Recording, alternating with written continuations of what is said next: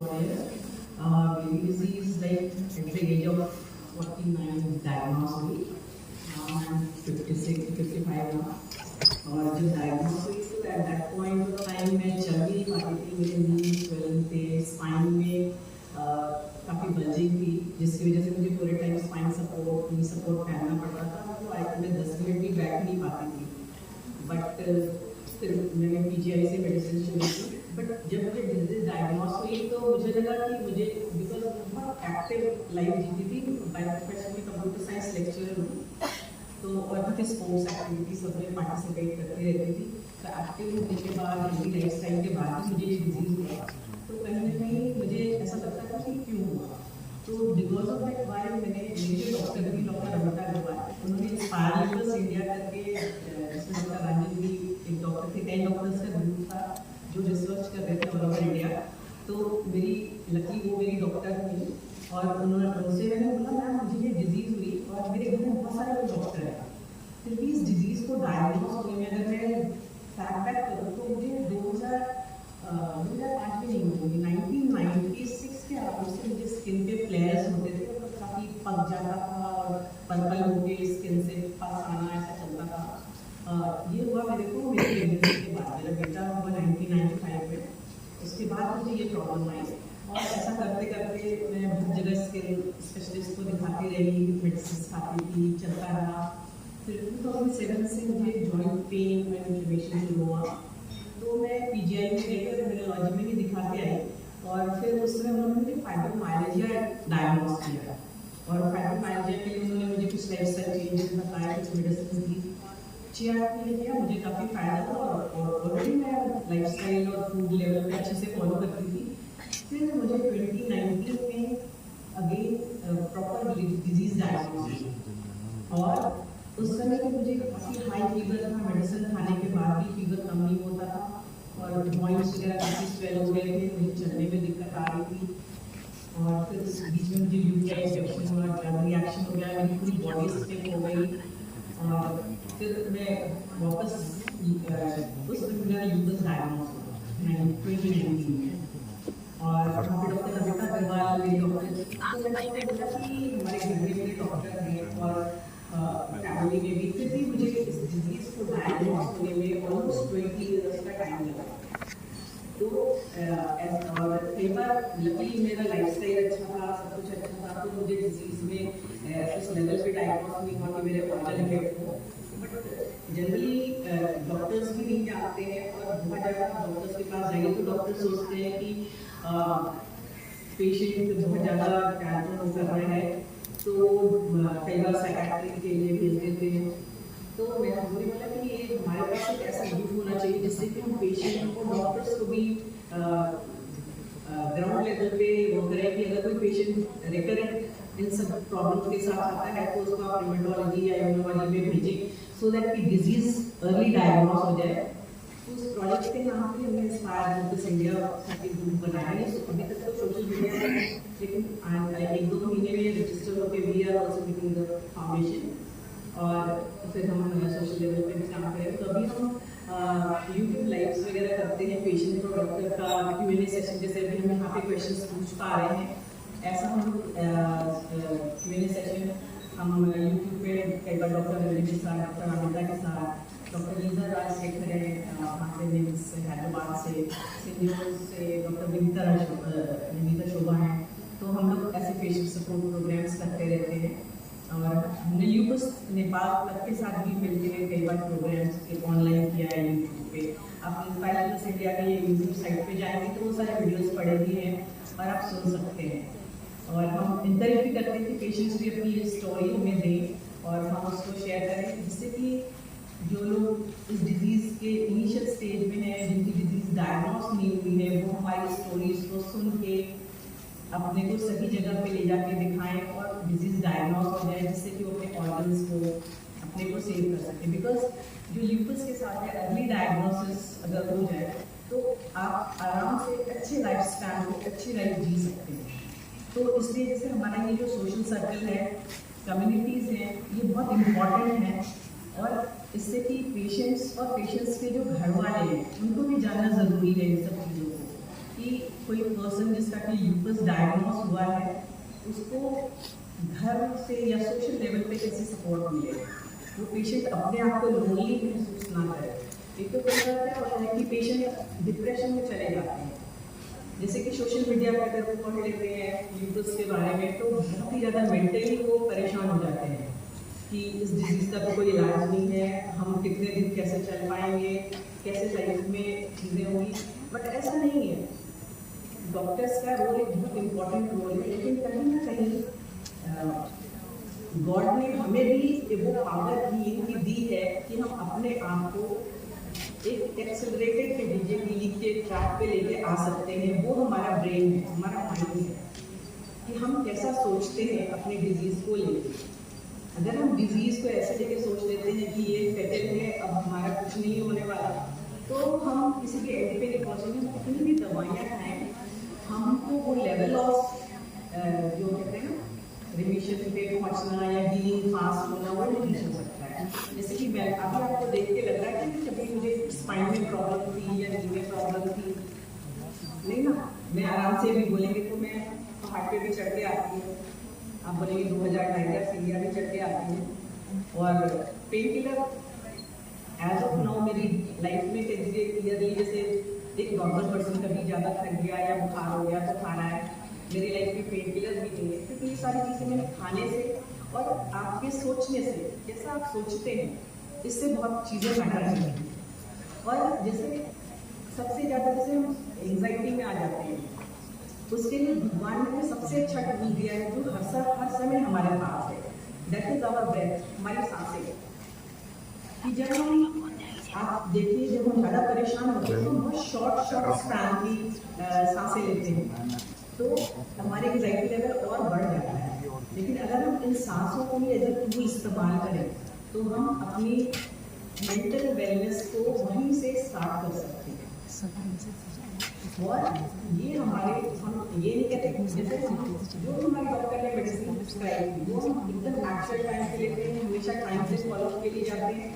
दो के भी मुझे कोई प्रॉब्लम नहीं है, क्योंकि अब जैसे मेरा चल रहा है, मेरा वाइसिलोन वगैरह ड्रॉप हो गया, पहले इंजेक्टेबल पे था, अभी मेडिसिन पे आ गए, तो सब डाउनवर्ड ट्रेंड में।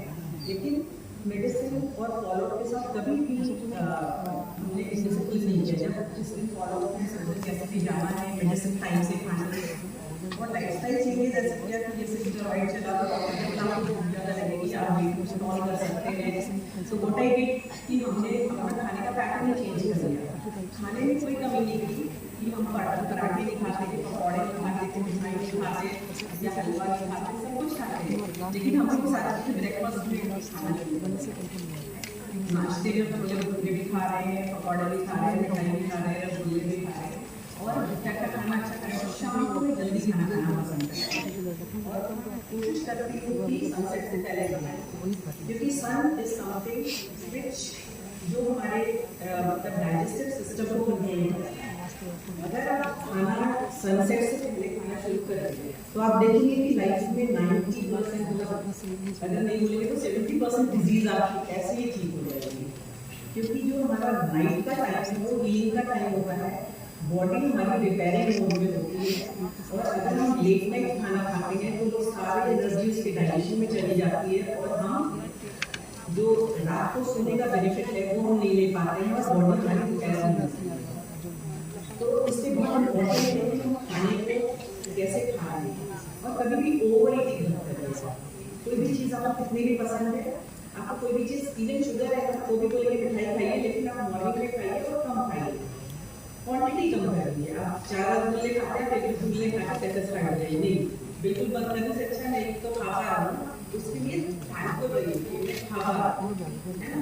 और आप जब रात को खाना हल्का कर देंगे या कम खाएंगे, शाम को जैसे आपने सैलेड या हल्का खाना लिया, लाइट खाना लीजिए, आप बिल्कुल मत भी बंद कर सकते तो भी ऐसा कोशिश करिए कि 7 साढ़े 7 तक खा लीजिए, सोने के 3-4 घंटे पहले आप खाना खाइए। तो इन सब चीज़ों से आप देखेंगे कि आपको काफ़ी हेल्प मिलेगा अपनी हेल्थ में। और अनदर एक्सरसाइज बहुत इम्पोर्टेंट है, हमारे एक हर सेल की मसल्स मेमोरी होती है ना। और अगर हम 5 स्टेप चल रहे हैं तो अगले दिन 6 स्टेप चल पाएंगे, तो उसके अगले दिन 7 और अगले दिन 10 और फिर एक दिन 1 किलोमीटर भी चल पाएंगे। अगर हम बैड कंडीशन में हैं और हम सोचते हैं कि नहीं हम छोड़ दें, तो क्या होता है आलस वाली चीज़ हमारे अंदर आ जाती है और वो हमारे को टेक ओवर कर लेती है और हम एक एक दिन करके चीज़ें और फिर हम कभी स्टार्ट ही नहीं करते हैं। क्योंकि मैं आपको बताऊँ जैसे मेरा कोलेस्ट्रॉल SGOT काफ़ी बढ़ा रहता था और डॉक्टर ने मेडिसिन भी दी थी कोलेस्ट्रॉल वगैरह की, फिर भी उससे एक भी पॉइंट नीचे नहीं आया। 5-6 महीने तक मैं खाते ऐसे दे चुकी थी। फिर मैंने एक्सरसाइज शामिल किया घर में, एकदम सिंपल कमरे में एक्सरसाइज करती थी, सारे जॉइंट मूव किए, वॉक करना है 10 मिनट घड़ी देख के कमरे में ही इनफाइनाइट शेप बना के वॉक किया। एंड ये आपको विश्वास नहीं होगा कि पीछे 3 महीने के बाद मेरी रिपोर्ट डिक्लाइन मोड में आ गई। फिर उसके बाद 6 महीने तक सिंपल कंसिस्टेंट एक्सरसाइजेज से मैंने देखा कि मेरे कोलेस्ट्रॉल का लेवल एकदम नॉर्मल आ गया, कोई भी हाईलाइटेड मार्कर नहीं था उसमें, ना ही SGOT थी। तो सिंपल एक्सरसाइज अगर आप बाहर आउटडोर खेलने नहीं जा पाते, आप अपने रूम में स्टार्ट करिए, खड़े हुए नेक मूवमेंट करिए, शोल्डर मूवमेंट करिए, ज्वाइंट मूवमेंट करिए और कमरे में ही घड़ी देख के पहले दिन 5 मिनट, अगले दिन 60 मिनट, ऐसे करके 15-20 मिनट का वॉक आप कमरे में ही कर लीजिए, हम नहीं भी जा रहे हैं। क्योंकि कई बार आपको लगता है बाहर जाएंगे तो हम कपड़े चेंज करें, तो हम शूज़ पहने, है ना, तो उस सब चक्कर में चीज़ें पोस्टपोन होती जाती हैं तो और फिर हम कभी स्टार्ट ही नहीं करते। क्योंकि मैं आपको बताऊँ जैसे मेरा कोलेस्ट्रॉल SGOT काफ़ी बढ़ा रहता था और डॉक्टर ने मेडिसिन भी दी थी कोलेस्ट्रॉल वगैरह की, फिर भी उससे एक भी पॉइंट नीचे नहीं आया। 5-6 महीने तक मैं खाते ऐसे दे चुकी थी। फिर मैंने एक्सरसाइज शामिल किया घर में, एकदम सिंपल कमरे में एक्सरसाइज करती थी, सारे जॉइंट मूव किए, वॉक करना है 10 मिनट घड़ी देख के कमरे में ही इनफाइनाइट शेप बना के वॉक किया। एंड ये आपको विश्वास नहीं होगा कि पीछे 3 महीने के बाद मेरी रिपोर्ट डिक्लाइन मोड में आ गई। फिर उसके बाद 6 महीने तक सिंपल कंसिस्टेंट एक्सरसाइजेज से मैंने देखा कि मेरे कोलेस्ट्रॉल का लेवल एकदम नॉर्मल आ गया, कोई भी हाईलाइटेड मार्कर नहीं था उसमें, ना ही SGOT थी। तो सिंपल एक्सरसाइज अगर आप बाहर आउटडोर खेलने नहीं जा पाते, आप अपने रूम में स्टार्ट करिए, खड़े हुए नेक मूवमेंट करिए, शोल्डर मूवमेंट करिए, ज्वाइंट मूवमेंट करिए और कमरे में ही घड़ी देख के पहले दिन 5 मिनट, अगले दिन 60 मिनट, ऐसे करके 15-20 मिनट का वॉक आप कमरे में ही कर लीजिए, हम नहीं भी जा रहे हैं।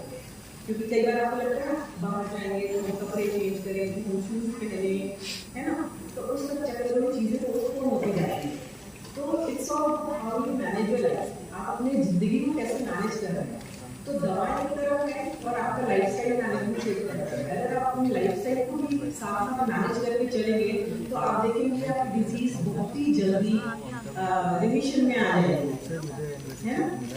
और एक पॉजिटिव अप्रोच कि हम मेडिसिन खा रहे हैं तो अच्छे हो रहे हैं, rather than focusing on symptom, जैसे मेरा तो ये बढ़ गया, ये बढ़ गया, तो कहते हैं what we focus that expand. अगर आप डिजीज पे टोटली फोकस नहीं है, डॉक्टर से मिल गया कि डॉक्टर छोड़ गया डिजीज, जो मेडिसिन दिया है उसको खुशी खुशी खाते रहिए और अपने ऊपर काम करिए। क्योंकि what we focus that expand, अगर आप प्रॉब्लम पे फोकस करेंगे तो प्रॉब्लम ही बढ़ती जाएगी, और अगर आप सोचेंगे कि हम हेल्दी हो रहे हैं और अपने ऊपर आप काम करेंगे तो आप देखेंगे कि आप एक्सीलरेटेड प्रोसेस में आप जल्दी वो मेडिसिन आपको फायदा करेंगे। क्योंकि जो ब्रेन है ना वही आपका सॉफ्टवेयर, आपके पास मोबाइल हाथ में होता है, जब एकदम डेटा भर जाता है तो हैंग हो जाता है, आप क्लिक करते हो आगे भी नहीं जाता है, तो आप क्या करते हैं फॉर्मेट करते हैं या फिर इसमें से जो अननेसेसरी चीजें हटाते हैं। ऐसे ही आपको अपना मेंटल लोड करके है ना, रेगुलर बेसिस पे आप रोज स्नान करते हो, कपड़े बदलते हो, ब्रश करते हो, कितनी बार आप अपने ब्रेन को क्लियर कर सकते हो, जो अपने माइंड में जो आपने दुनिया भर परेशानी इकट्ठा कर रखा है अपनी डिजीज को लेके, ऐसी चीजों को लेके, कितनी बार आप अपने दिमाग की सफाई करने की सोचते हैं। 2-4 मिनट भी अगर आप दें तो आप देखेंगे कि आपको कितना अच्छा लगता है। जैसे मैंने बताया कि जब मैं चल भी नहीं पाती थी तो मैंने उस समय मेडिसिन के पार्ट में कुछ भी छेड़छाड़ नहीं की, जो मेडिसिन चल रही थी वो भी खाया, साथ में मैंने साउंडिंग, एक साउंड थेरेपी होती है वो हमने लिया, और साउंडिंग से मेरे ये फायदा हुआ कि ओवर 6 मंथ टाइम मेरा तो मेरा स्टेरॉइड कम हुआ, फिर मेरा नी का जो प्रॉब्लम था, मैं दोनों नी में सपोर्ट पहनती थी, स्पाइन में सपोर्ट पहनती थी। 2024 के बाद सपोर्ट में जब मैंने साउंड हीलिंग का 5 दिन का इंटेंसिव हीलिंग लिया, उसके बाद से मैं सपोर्ट हाथ में लेके घूमती थी थोड़े थोड़े टाइम कि शायद मुझे ज़रूरत पड़ जाएगी, पेन होने लगेगा मुझे, क्योंकि मैं दवा ना खाना पड़े इसलिए मैं सपोर्ट लगा के रखती थी, सो दैट मेरा पेन बढ़ेगा, स्वेलिंग ना बढ़े। तो उसके बाद से 2024 के बाद से आज तक मेरे को मतलब वो सपोर्ट लगाने की ज़रूरत नहीं पड़ी। एंड पेन किलर आप कह लीजिए तो नेग्लेक्टेबल हो गया, जैसे थोड़ा बहुत बुखार होता है थोड़ा बहुत मेडिसिन खाते हैं, तो वैसे ही कभी कभार 2-4 महीने में एक बार खाना पड़ता है। अदरवाइज मुझे पेन किलर जो कि यूट्यूब का एक बड़ा पार्ट होता है ना, इन्फ्लेमेशन एंड पेन किलर। और अभी आज की डेट में I don't have any pain. तो अगर आप लोग एक्सपीरियंस करना चाहते हैं तो एक छोटा सा साउंड हीलिंग का आपको सेशन दे सकती हूँ, अगर आप लोग भी परमिशन हो तो। इंटरेस्टेड है? अच्छा, तो आप लोग थोड़ा आराम से जो भी सामान हमारे साइड में रख के काम एंड कंपोज शैलो ब्रीदिंग लेते हैं। कई बार लंग्स तक भी प्रॉपर सांस नहीं जाता है, यहाँ से चले जाता है। तो अगर आप डीप ब्रीदिंग लेते हैं तो वो ऑक्सीजन भी हमारे सेलुलर लेवल पे हमारे बॉडी के उससे भी हमारी बॉडी में हीलिंग होती है। ठीक है, तो we will do the healing. आप तो सब लोग आराम से कंफर्टेबल पोजीशन में बैठ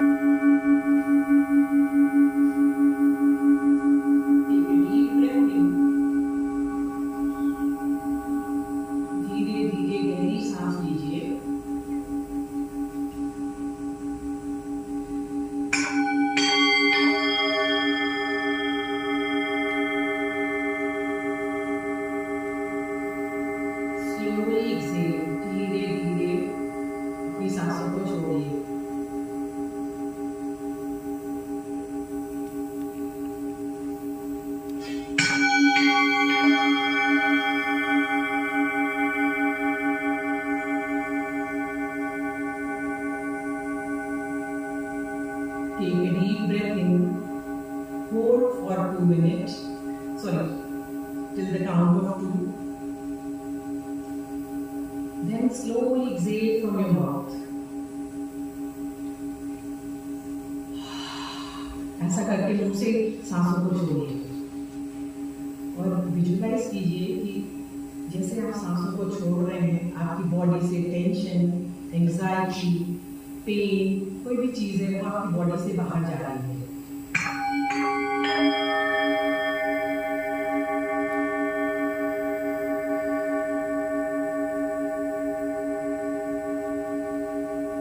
जहाँ भी बॉडी में आपकी पेन है या डिस्कम्फर्ट है, उस जगह पे अपना ध्यान लेके जाइए।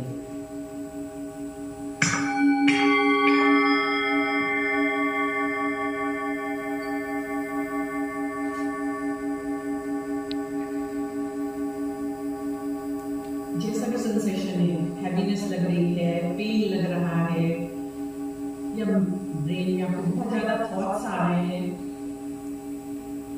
बी एन ऑब्जर्वर, जस्ट ध्यान दीजिए, उसको होल्ड मत करिए, उसको क्लिंग मत करिए।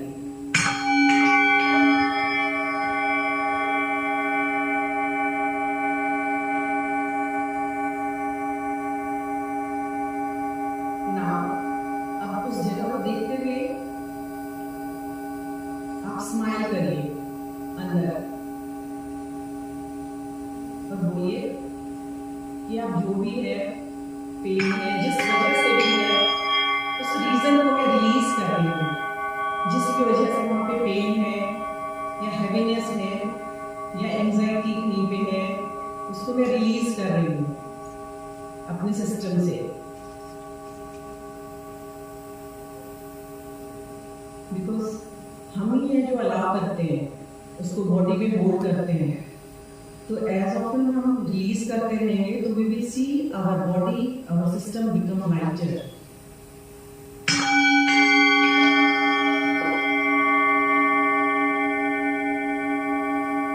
Now see that point is smiling. जहाँ पे भी आपको डिस्कम्फर्ट था, पेन था, उसको देखिए और देखिए, सोचिए वो स्माइल कर रहा है and you are smiling back to that point.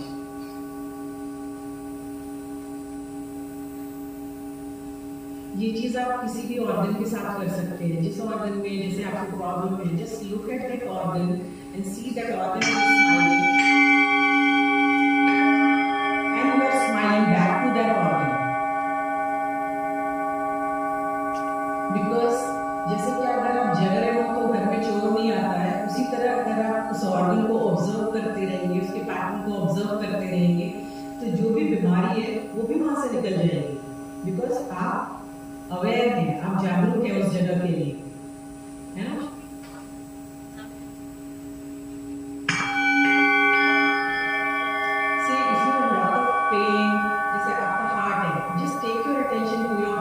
जैसे ब्लड प्रेशर है जो कि हमारे हार्ट से रिलेटेड है, या ब्रेथलेसनेस है जो मेरे लंग्स से रिलेटेड है, तो व्हाट यू कैन डू कि आप उस जगह पे ध्यान लेके जाइए। See, your lung is smiling, you are smiling back to your lung. तो मैं करना जी करो। Your heart is smiling, you are smiling back to your heart.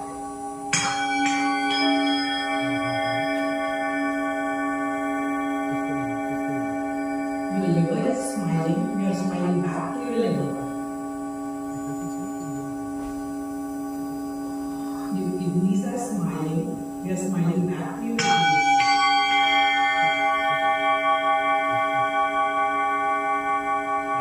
Same way you can observe all your joints from top of your head to the toes.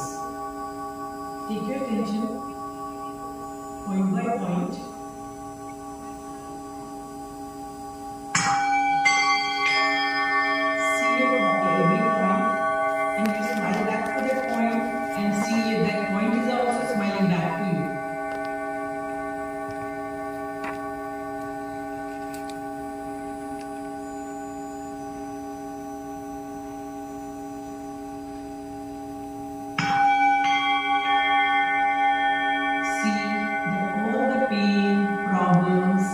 Tensions, anything that is holding at these points you have released.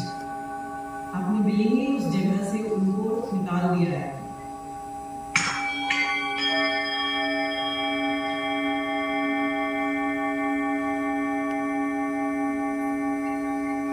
And your entire body has become lighter.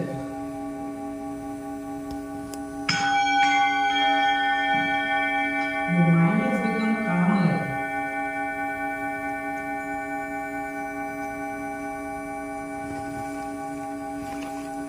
And you are becoming lighter.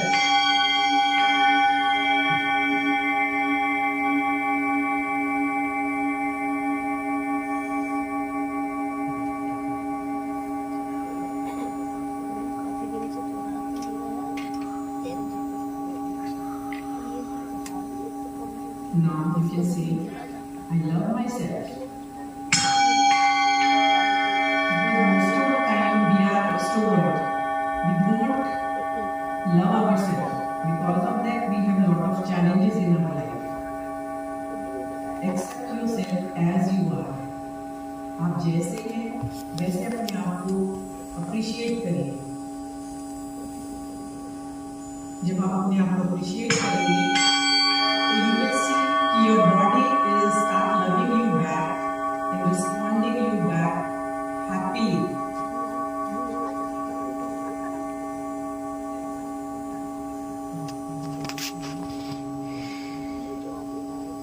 Now bring your attention back to your breath.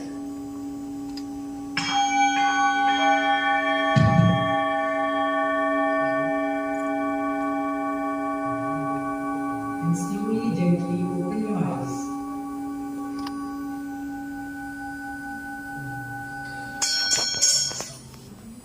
मैंने छोटा सा इसलिए ऐसा practice कराया है कि हर कोई जब आप सो रहे हैं घर में या आप काम कर रहे हैं, आप अपने ऑर्गन को या अपनी बॉडी को पार्ट बाय पार्ट स्कैन करिए और ऐसे देखिए कि वो पार्ट आपको स्माइल कर रहा है और आप उसको देख के स्माइल कर रहे हैं। When you start talking to your organ, आप अपने ऑर्गन से बात करेंगे तो आपको जब आप एड्रेस करेंगे उसको तो that organ also feel love, उसको लगे हाँ मेरे को ध्यान दे रहे हैं, मेरे को एज अ होल, जैसे हम कितनी बार ध्यान देते हैं, नहीं ध्यान देते हैं, है ना। तो जब उसको लगेगा, वो जब आप लव फील करते हैं तो आप हैप्पी फील करते हैं तो आप हेल्दी भी फील करते हैं। तो ऐसे ही वो ऑर्गन भी आप देखेंगे धीरे धीरे ओवर द टाइम ट्रांसफॉर्म हो जाएगा। आप करके देखिए, आपको विद इन वीक डिफरेंस महसूस होने लगेगा। और ये आप कभी भी कर सकते हैं, आप जैसे कैब में बैठ के जा रहे हैं, कुछ नहीं कर रहे, instead of scrolling the mobile आप अपना इंटरनल ध्यान लगाइए। बैठे बैठे